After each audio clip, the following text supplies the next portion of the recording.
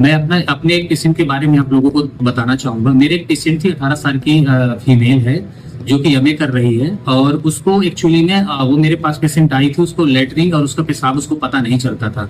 हम लोगों ने उसको इवेल्युएट किया। इवेल्युएशन के बाद उसका एमआरआई कराया। एमआरआई में उसका स्पाइनल कार्ड के अंदर ट्यूमर था, जिसको हम लोग कोनस मेडुलरिस ट्यूमर बोलते हैं। ऐसे पेशेंट्स में सर्जरी के दौरान भी पैर जाने के चांसेस रहते हैं, लेकिन वो 1-2% चांसेस होता है।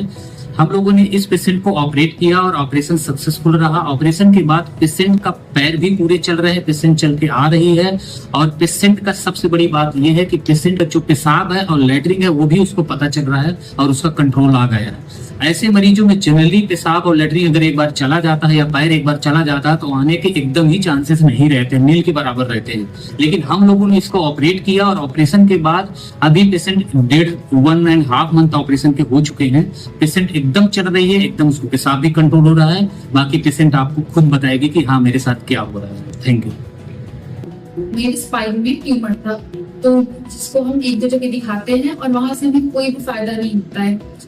और स्पाइन ट्यूमर की वजह से हमारी यूरिन पास होने में बहुत प्रॉब्लम हो रही थी। फिर हम यूनाइटेड हॉस्पिटल आते हैं और हम डॉक्टर राजेंद्र सर को दिखाते हैं, तो वो बताते हैं कि क्या है, कैसी कैसी प्रॉब्लम्स है। और सर्जरी के बाद भी कुछ प्रॉब्लम्स हो सकती है, जैसे कि चलने में दिक्कत हो सकती है। फिर हमारी सर्जरी सर करते हैं और जो कि सक्सेसफुल होती है।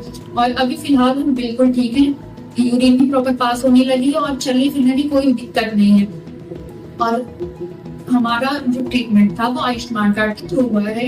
और यहाँ यूनाइटेड हॉस्पिटल में सारी फैसिलिटीज अच्छी, नर्सिंग फैसिलिटी भी अच्छी है, खाना भी टाइम टाइम पे मिलता है। Thank you.